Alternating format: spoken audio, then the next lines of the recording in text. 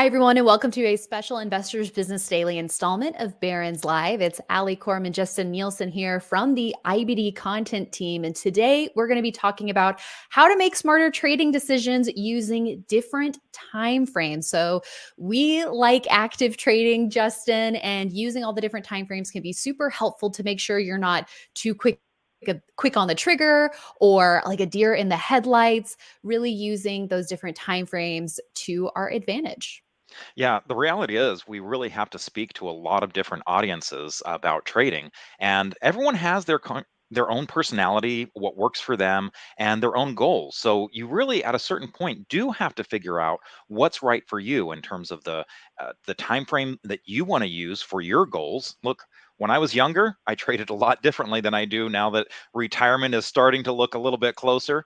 So there's a lot of things that go into that decision, and we'll talk about some of the things that are more in common for almost all traders, and the things that you're going to have to figure out for you specifically. Exactly. That's such a great point. It really depends on what your trading personality like, what time frames you may leverage more in different ways. So, finding a good stock is not the same thing as handling it well. I mean, Justin, I don't know about you, but early in my trading career, there were a number of times where looking back, it was like, hey, I was in that stock. And Yeah. it ended up going on a fantastic move that I missed out on because whether on the buy side, the hold side, or the sell side, or a combination of all of those things, I just mishandled it. My timing was off. But that's why really having an understanding of how to use these different time frames, like different tools in your toolbox, whether it is again on the buy side, holding or sell side, can just be so important to help make those smart buy and sell decisions. So we're going to get into the different time frames, like Justin said, the similarities, the differences. But first, before we do that, let's talk about what the different time frames are that we're talking about here, Justin, that are so helpful for every trader to have a good understanding of.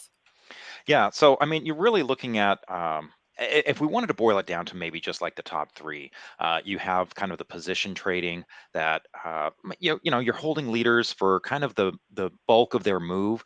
This could be holding things for months, weeks, and it really is going to depend on how well the stock is doing. You also have longer term traders who might be holding more like years. And then you have your swing traders that are more on the days to weeks.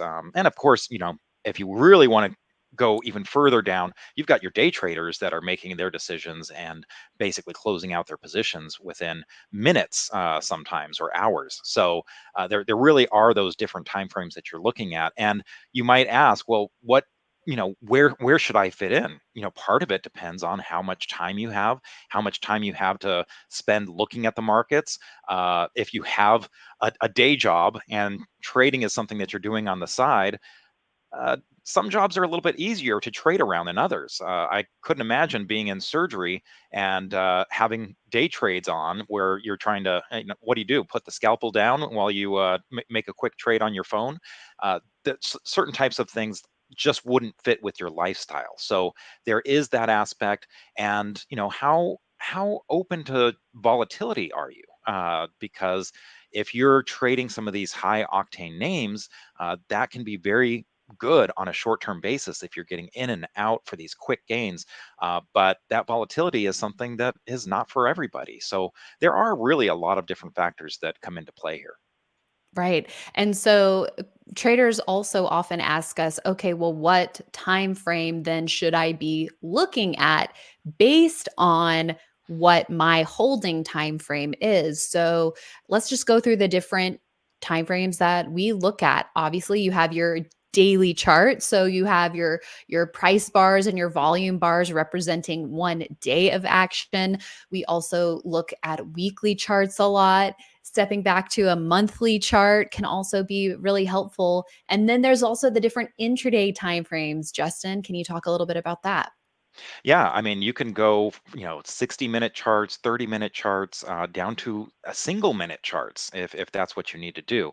But you have to be careful that it's useful, I think, to sometimes look at different time frames because the way the stock market works, it does have a lot of fractal patterns, right? Where you'll see on the intraday chart a cup with handle, you zoom out, and oh, I see the cup with handle also on a daily chart in kind of a longer term time frame, and sometimes you can see that in a monthly chart even. One of the things we've been talking about lately is that the market itself right now, the Nasdaq Composite, if you kind of looked at it recently, it is kind of on the daily chart coming out of this cup with handle. But let's zoom out to a monthly chart.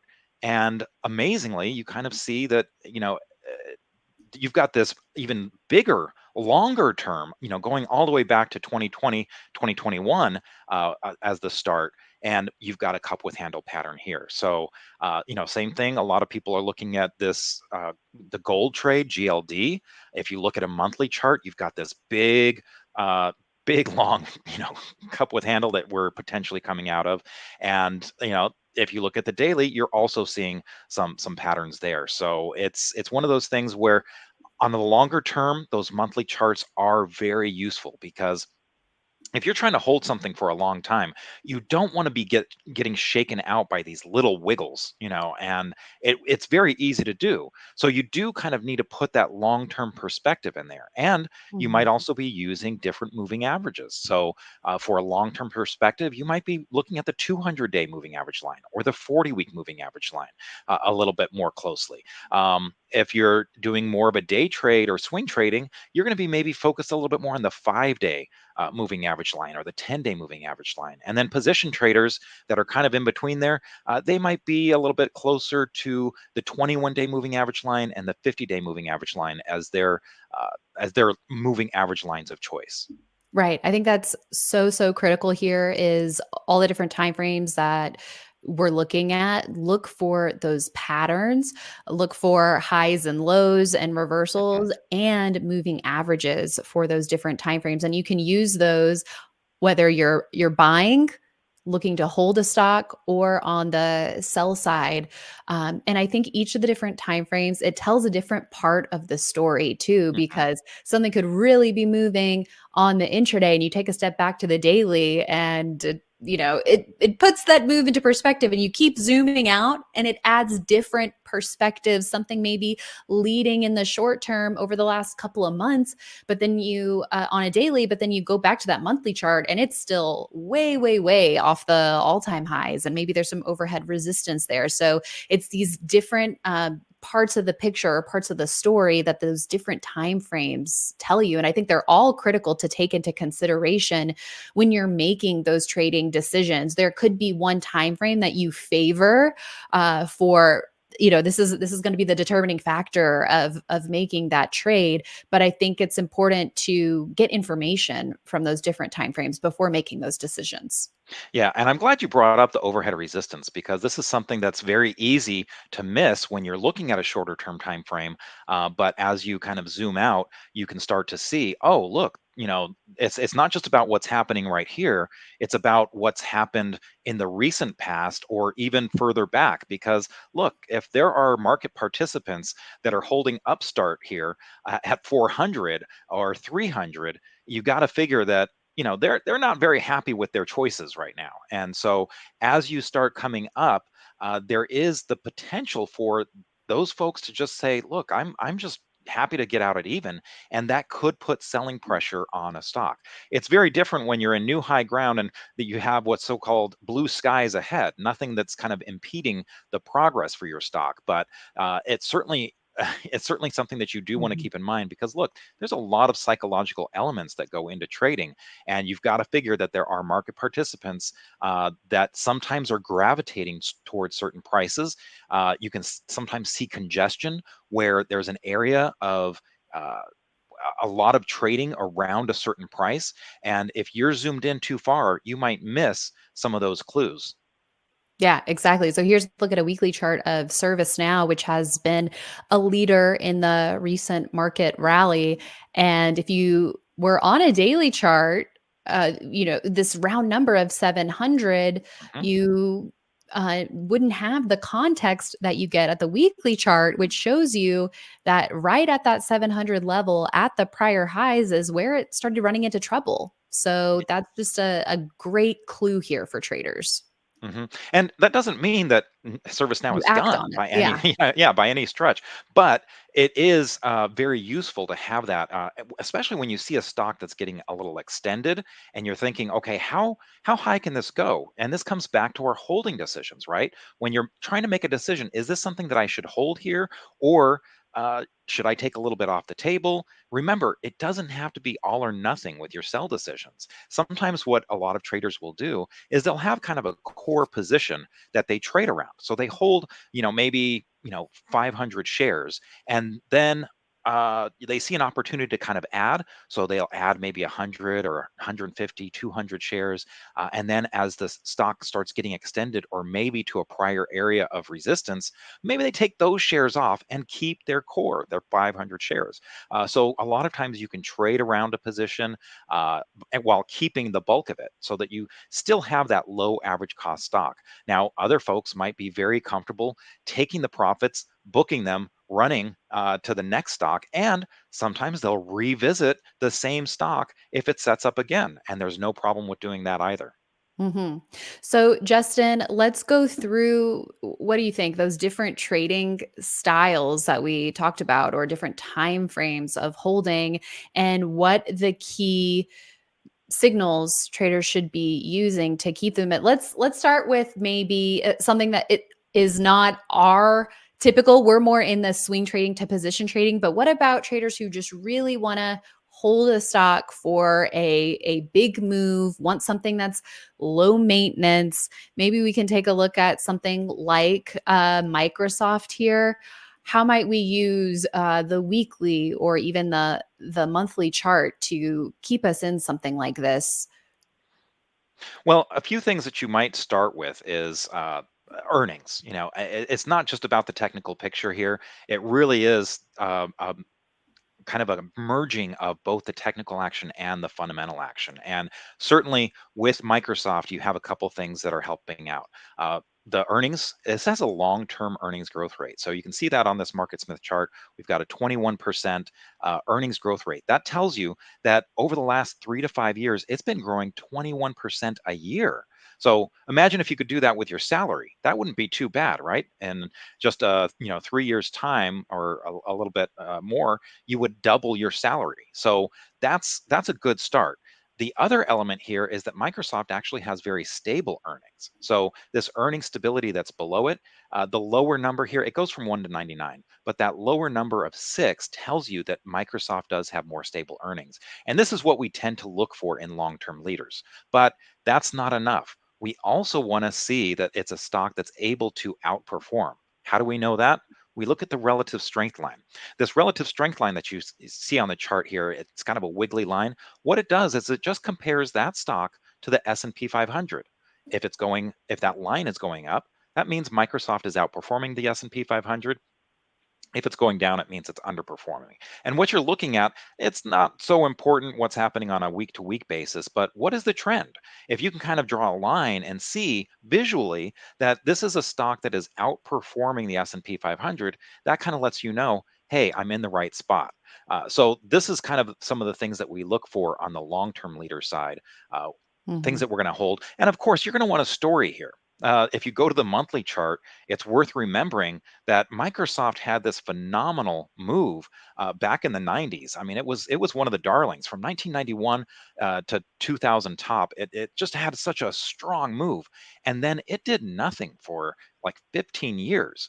So what changed? Well, they had this, really interesting operating system and Windows and everything like that that kind of drove their growth in the 90s.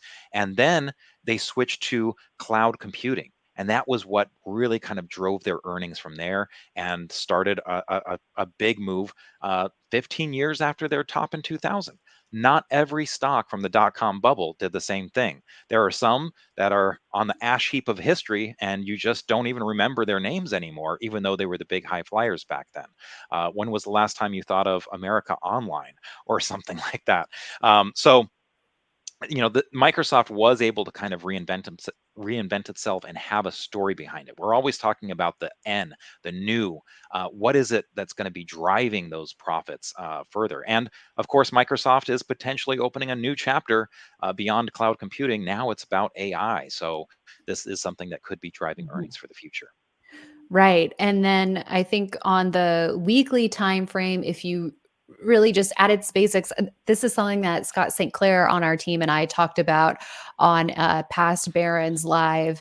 If you really just want to start incorporating one bit of technical analysis into your trading routine, if you're typically a buy and hold trader, use the 40-week line or the Hmm. 200-day line, as you mentioned, Justin. So that's the black line on the chart. So in the prior COVID move for Microsoft, that could have helped keep you in it until the early days of the bear market, where it closed below that level, then started hitting resistance.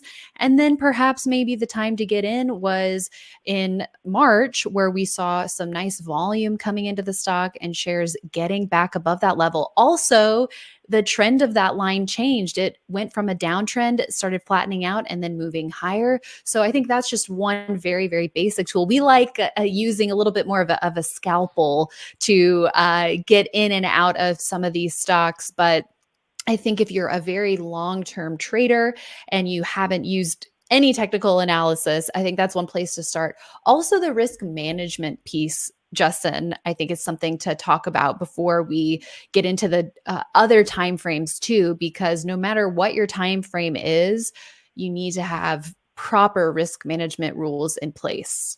Yeah, I mean, if you read a lot of books about some of the greatest traders of all time, whether they're historical or even current traders, they all have something in common, and that is that they have some pretty firm risk management rules. Now, those risk management rules might differ depending on the volatility that different personalities can handle, but the what makes a great trader a lot of times is longevity, being able to stick it out for the long term. And if you take losses that are too large, that really affects your longevity. You just can't. For one, a lot of people will throw in the towel if they take too big of a loss. They're going to say, "Look, this is not for me. I've got to get out of here and try something else. Maybe it's real estate, or maybe it's just I stick with my day job."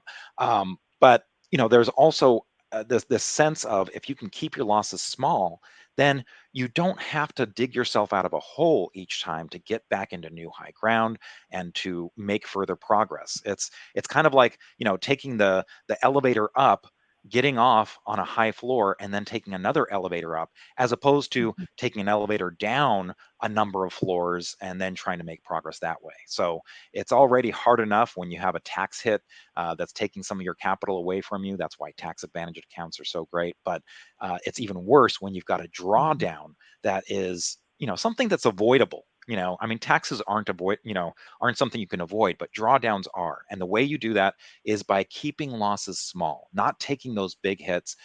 And remember, you can always buy a stock back if you find that you got shaken out of it and it ends up setting up again. You can always buy it back. It's very easy to do so, especially with online trading now. It's not like you have to, call your broker or, send a telegram to your broker anymore. Everything is done with a click of a button. So always know that you have that flexibility. And this is where the technical action really comes in. The fundamental side, the story, the earnings, the sales, all of that really helps you get into the right stocks. But the technical action, what's happening with the relative strength, where is it in relation to those moving average lines, what kind of trend is it in, that's what's going to help you with your timing to make sure you're getting the right stock at the right time. Mhm. And I think the recent bear market is a great example of traders. Maybe they were buying Microsoft in late 2021 when the getting was good, but didn't sell and held this thing all the way down from its highs of around 345 to its lows of 213 and change. And that is not something that we want to do. We want to be preserving capital, as you mentioned, and trying to give our money an opportunity to grow instead of digging a huge, huge hole that some traders who just held this are just now starting to turn positive. And there are many, many examples of stocks that never come back, much Yes. less, take a long time to recover. We showed that 2000 example, the long-term chart here for Microsoft, 15 years of dead money. Right. That is far, far, far from ideal. You could be putting money to work elsewhere, and there's a huge opportunity cost to that. So using these charts can really help make sure that you're not digging yourself that hole. Yeah. And I mean, just take a look at Zoom Video, the ticker symbol ZM. Of course, this was one of those darlings during COVID when everyone kind of shifted to, I'm working from home. I have to still stay engaged with work. And Zoom was a great way to do that. And it had arguably a phenomenal move that was well deserved. But when it topped, at what point do you start saying, hey, the story has changed on this? You can have, again, a very interesting story, a very interesting stock that's uh, we still use Zoom every day, but Yeah. it's a very different look to the chart now. And at a certain point, you have to recognize, hey, there this might have a good story, a good company, but there is something that's changed with the investors' appetites, and that's where the technical action, the chart, can really show you that. So just a couple quick rules to kind of wrap up the risk management part. If you're at a position trading type thing, Bill O'Neill, the founder of Investors Business Daily, he just recommended, hey, stick with a 7%, 8% stop loss. That's from your purchase price, because that will really keep you out of trouble a lot of times. Now, if you are doing a little bit more long term, maybe you can bring that up to 10%. But the point is, you want to make sure that you can recover, fairly quickly. If you let something go down 25%, well, you've got to get a 33% gain to get back to even. If you let it go down 33%, you got to get 50% to get back to even. And if you let it go down 50%, you need to let it get up to 100% to get back to even. And those 100% gains are hard to come by. And then if you get something like a Zoom, I should mention that the average leader corrects 72% off of its top. So if you get one of those, you need like a 300% gain just to get back to even. So you have to avoid those big, big losses. And so by keeping it 7 to 8%, that's going to keep you out of a lot of trouble. If you're doing more short-term trading, you're actually going to have to make it even tighter than that, maybe even 3%. Yeah, exactly. So, to answer Gabriel's question, how long to keep a losing position, it's more of a matter of where it is in terms of those key levels on the chart and the percent above or below, in this case, if it's a losing position, where you purchased it versus, okay, if this isn't working after 2 to 3 years of me holding it, then I'll throw in the towel. Yeah, absolutely. And so, yeah, you have to have that percentage, but yeah, at a certain point, if it's just not moving, then you might have to have, what is my time frame where I have to move on and go to other things. Now, you have to be careful of not doing it too much, because you can easily suffer that problem that we've all seen at the grocery store, where you're in one lane and it doesn't seem to be going that quickly. You shift to a different checkout lane, and then the one that you were in starts going. It happens on the freeway, it happens in the grocery stores, it can happen with stocks.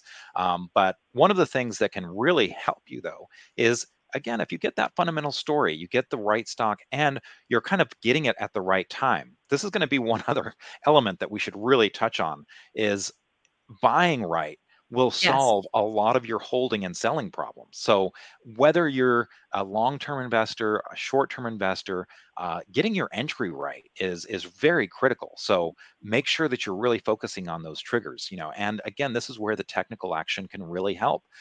You see it break above certain areas of resistance, or you see it get support in a very logical place. And so by looking at charts, you can kind of identify, what are the ranges that this tends to move in? What moving average Mhm. line tends to provide support to the stock? And by kind of understanding the personality of the stock, you can trade it better. Exactly. And I think NVIDIA is a nice example of that. So now let's talk about position trading. And here's a look at NVIDIA, one of the leaders this year. Not only did it get above that black line on the weekly chart, the 40-week line, but also the red line, which is the 10-week moving average. And that is a key level that a lot of us position traders use on the buy side hold side and sell side, Justin.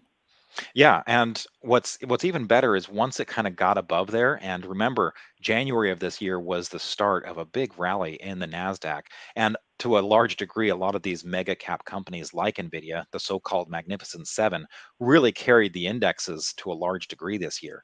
But one of the things that Nvidia did that was nice and orderly and kind of set yourself up for a certain personality is it held that 10-week moving average line all the way up. It came down to it a couple times, got support, but never broke below it in a significant way. And when you get a stock, again, kind of showing you that type of personality, it becomes a lot easier to hold on to it because you can kind of use that line in the sand. Now, you should also be very aware if you're using a moving average line, let's say the 10-week moving average line, you have to be very aware when you start getting extended from that line because I think it's a worthwhile exercise to kind of tell yourself, okay, I'm this extended from the 10-week moving average line, and this is what I'm using as my gauge of how much I'll let this come in. If you're 15%, 20%, 30% above that line, are you willing for it to come down 30%? Now, I want to make it very clear the 7% to 8% rule is from your purchase price, not from the ultimate top. You're going to have, if you're going to hold on to a stock for a long time and have it as a good position that compounds out and gets you a big gain, you're going to have to sit through some corrections that are more than 7% or 8%. But you're looking at how much can you handle? A lot of times, Bill would say, you've got to be willing to sit through a 20% correction if you're going to hold on to something for a big gain. So you have to kind of decide that for yourself. How much pain can you take? Knowing that you're still playing with house money, you still got a gain on the overall stock, but it still hurts quite a bit when you see it 20% lower from where it was. And this is where you also have to kind of give yourself a break. You have to recognize that this is not a game of perfection required here. You don't have to be buying exactly at the bottom, and you don't have to be selling at exactly at the top. There's a lot of room in between there. And if you can make good decisions on the in between, you can make a lot of money in the market. Exactly. So, using a decisive close below the 10-week line, Justin, for some traders who are wanting to make sure that they retain as much profit as possible, that can be a good signal for traders. It doesn't mean that a stock's move is over, but a lot of times our research shows that the stock is due for a bit of a break. So, talk to us about the 10-week line as a sell signal. Yeah, so if you are, again, a position trader, that can be a very logical place where you take some off the table or remove the position entirely, because a lot of times that means you're going to be looking at a longer base. Think of it in the way that an athlete might get an injury. Look, if they kind of stub their toe or something like that, you're going to recover from that pretty quickly. You roll your ankle or break your foot, that's going to require a little bit more time in order to heal. So once you start breaking some of these areas of support, you have to expect that there might be some more time required. And that's exactly what happened with Mhm. NVIDIA. Yes, it broke it initially and came right back to new highs, but then it couldn't hold it. It ended up kind of forming this double bottom pattern. It's like a W shape, and it kept on coming back below that 10-week moving average line. But then when it came above the middle of that W, that's one of those triggers that we look for. That's what we consider a buy point. And once Mhm. it crossed above that, or you could use a downtrend line, it has been acting pretty good since. Now, it hasn't gotten that much traction yet. It hasn't soared, but it is continuing to get support at that 10-week moving average line. So far, so good. And I should also disclose that I do have a position in this myself. As do I. And so, if you are trying to capture a big move, another signal that you can use if you really don't want to give up a massive gain all at the break of a 10-week line, you mentioned trading around a core position. So, that might be one area to trim, but also look at round numbers 400. There Mhm. were times where this hit resistance there, cleared above it, then a number of times that it got support at or above that level. So if you wanted to then switch to a longer term time frame, because that too, maybe you are more of a swing trader, but you have everything changes once you get a big cushion in something, right, Justin? And you can start taking those steps back if you're wanting to hold something for a longer move. So that's something to keep in mind as well. Yeah, when you're early on in your position, you don't want to necessarily give it that much room. But once you have some cushion, you are in a very different place. That's where you can be more aggressive, where you can give it more room to wiggle. And you certainly, as you pointed out, a lot of times stocks have their own personality. They have those areas where they get support, where investors come in and pick more shares up, or institutions support at a certain level. And the chart really just shows it. So you want to be very tuned in to what those areas of support and resistance are, because they can, again, just help you become a better trader, kind of getting a sense of what the personality is and knowing what's normal and what's abnormal. Because if Nvidia started breaking down below 400, that could be a Mhm. warning sign. Look out below. Exactly. Yeah. So looking at the fundamentals in combination with the price action, what the volume is doing, looking at support and resistance, and the relative strength line, those are all great clues to use together when you are making those trading decisions. And because we got a couple of questions, the charts that we're using here are our MarketSmith charts. So you can go to marketsmith.investors.com for more details on that. But we use these every morning on IBD Live, as well as our afternoon stock market today show.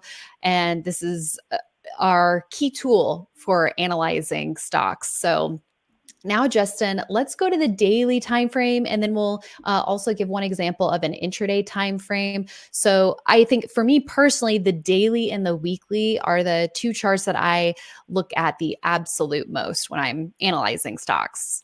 Yeah, and I think a lot of us do the same. This is something that we, again, learned from Bill O'Neill. When he was starting out back in the 50s, weekly was all that was available, right? But now you have so much more available to you. And so again, it's good to kind of get both signals. You will see those fractal patterns, but sometimes you'll see something on one that you don't quite catch on another. Maybe there's a pullback that you see on the daily, and it doesn't quite show up on the weekly because the the close by the Friday was up, and so you don't really see the pullback. So there's a good benefit to looking at both weekly and daily charts, because again, sometimes the information, the areas of resistance and support that you see will kind of give you information on one that you maybe don't see on the other. So, just like on the weekly chart, we look at the 10-week line.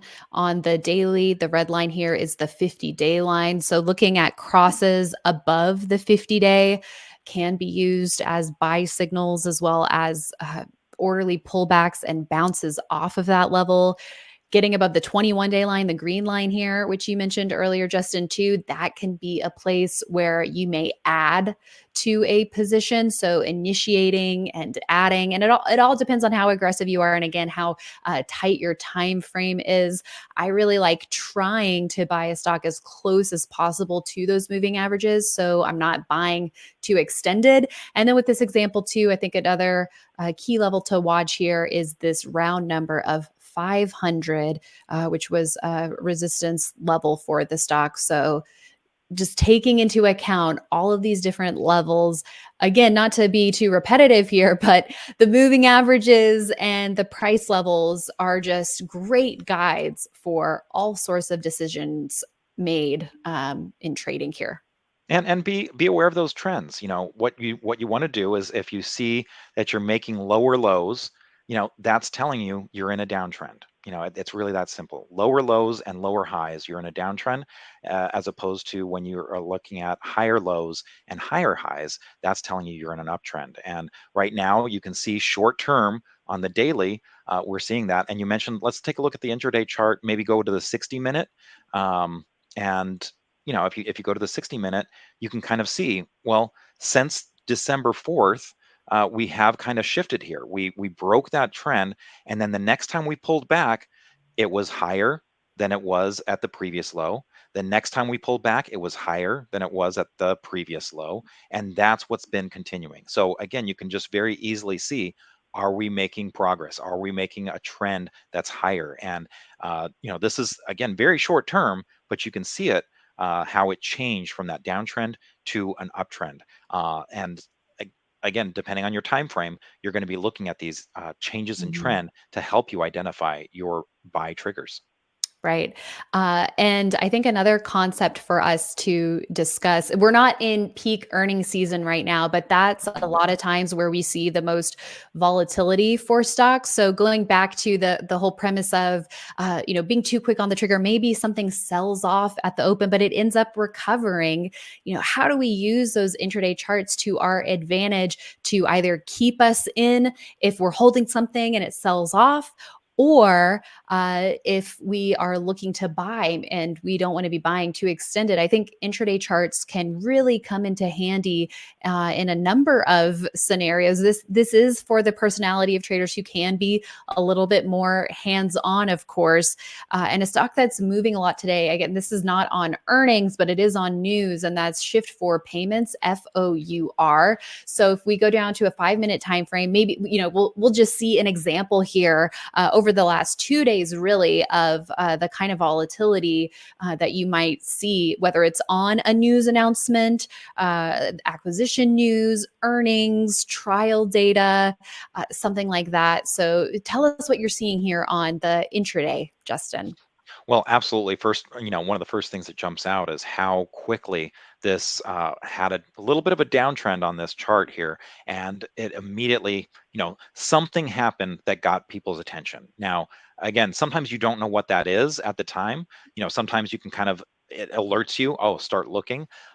It can be earnings, it could be news, it could be, but something happened that really captured attention. Sometimes it could just be an institution, putting a lot of money to work. Sometimes it could be something as simple as someone put it on their newsletter and it moved the stock. But whatever happened, it certainly made for change its character at that point where you have the arrow. Now, it did come in, but you here again notice how it didn't come in down to the low. It made a higher low. So far so good on that.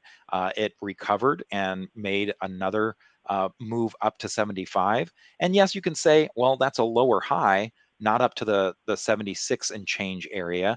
But then when it pulls back, you again you're pulling back right to 73, a little bit below, another higher low. So you definitely are seeing a change in the trend here.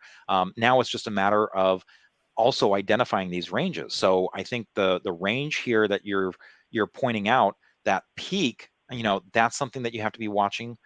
You've got another peak on around 75 and another one just below 75. These are the areas to watch. And again, by looking at the intraday chart, you're getting a little bit more of this granularity. And if you need to keep your stop tight, well, that last low right below 73 can be a place where you aren't going to give up much room, but could see a lot of potential gain from there. So a lot of times with swing trading, that's what you're doing, or day trading. You're saying, I'm willing to give up a little bit here for a big gain, but I'm going to very quickly know that things aren't working out as expected if it does cross that area below 73. hmm And so, Justin, to wrap things up here, let's also quickly talk about volume and relative strength and how you like using those on the different time frames. And give me any example you want. Well, relative strength is just something that is so important because at the end of the day, what we're really looking for is leadership. You're looking for the stocks that are going to be better than the S&P 500. Because if you're in a stock that isn't doing better than the S&P 500, why take the single stock risk in that? Just buy the S&P 500. Just buy SPY. You've got that diversification. SPY does so good over the long term. So we're really looking for stocks that are going to beat that. Otherwise, why are we putting forth the effort? So certainly ServiceNow, I think, fits the bill in that regard. Sometimes what we're doing is we're looking at the angle of ascent for that relative strength line.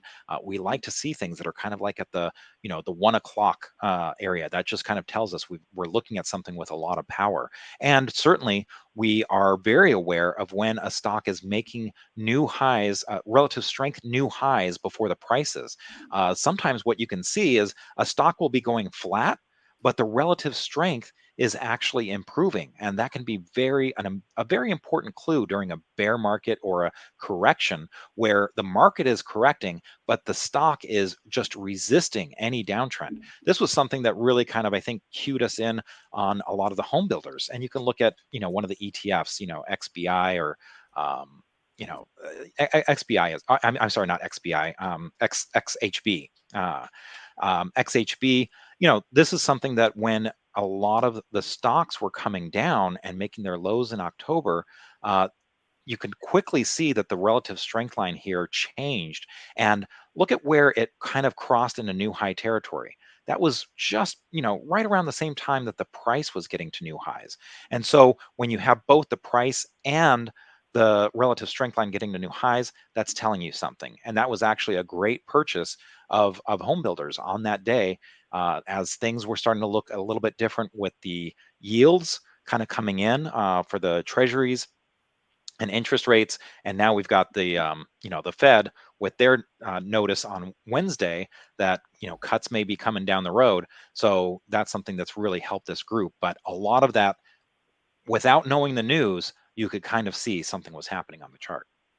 Absolutely. And then finally, volume. I'll just go back to service now. I pointed this out a little bit on the chart right around earnings. You also have to take a look at where it closes, of course. Hmm. But this is also where looking at the different time frames is helpful. So it didn't have a great close on the day of earnings, but the fundamentals were there. The relative strength was perking up. But if you look at where it closed for the next week, it was quite positive. We saw volume coming into the stock as well. So, those are all definitely clues of institutional demand backing a stock's move. And so, just like you want to see heavy volume on the upside when you're buying, if you start seeing heavy volume on the downside and the stock breaking below key levels, whether it's that 10 week or the 40 week, those are sell signals. So, using price and volume in conjunction as buy signals and sell signals is very important to what we do as well. Absolutely. And so, volume really, why is it important? It's really kind of showing you where the institutions are putting their money, and it's showing you the supply and demand. So you, as you said, you have to, merge that with what's happening with the price, because if it's a great day closing at the highs of the day and there's a lot of volume behind it, that just means that there was a lot of appetite for buying that day, a lot of people pushing shares up because they were just saying, look, I need to get more of this stock. As opposed to when you see a big day above average volume and it closes at the lows of the day, or maybe it came up very strongly and then it came down, that's just kind of telling you, oh, the appetite was not as strong. And as soon as it hit that area, you might have had a lot of sellers come in. And sometimes the intraday charts can kind of give you a little bit more of the nuance behind it, but you can start building a story to what's happening. That push and pull between the buyers and sellers, and volume is a huge part of that, because it really kind of tells you how much is behind it. In the same way that when you're listening to music, or when you're speaking to someone, when you raise the volume, that's something that you want to pay attention to a little bit more. So you're going to want to do that with your stocks too. And if you see it pulling back and the volume just kind of really coming down to a whisper, that's also telling you, hey, there's not a lot of selling here. The price might be showing selling, but there's not a lot of volume behind it. So that can be kind of a good thing, that you're not seeing huge volume behind a pullback. And that can give you a little bit more confidence that if you can get volume coming in on the buy side, you're probably looking at a potential good leader to come. hmm And I think a good place to wrap, Justin, might be a reminder about making incremental Yeah. decisions. No matter what your time frame is, make those incremental decisions on the whether you're buying or selling, and that really goes a long way. Yeah, when I first started out, that was a hard thing to do because my account was small and the commissions were large, right? So it was like, oh, I feel like I kind of had to do all or nothing decisions because the commissions would have killed me. But now with no commission environments, it's very different. It's very easy to kind of do those incremental decisions and take advantage of that. Take advantage of that flexibility. Sometimes when a stock is going up, a lot and you're thinking, oh, maybe I should take some off the table because it's getting really extended, start with a little bit and the market will give you feedback. Either that was a good decision because Mhm. the stock comes down from there, or it was a bad decision and the stock goes up from there. If it goes up, at least you still have some, and if it goes down, you know, you have started the selling, and you can just start doing a little bit more. So incremental decisions, very important. Risk management, as we said, that's above all what you need to keep in mind. And then everyone is going to be looking, no matter what your time frame is, for getting those proper entries. If you can kind of do all of those things, you can go really far in terms of improving your own trading success. Yes, and we're chart nerds, so we're taking a look at charts all day, every day over at investors.com, and you can check out investors.com/IBD live if you want more information from the IBD team. And that is it from us for today. Thank you so much for joining me, Justin. Thank you for having me, Ali. Always a pleasure.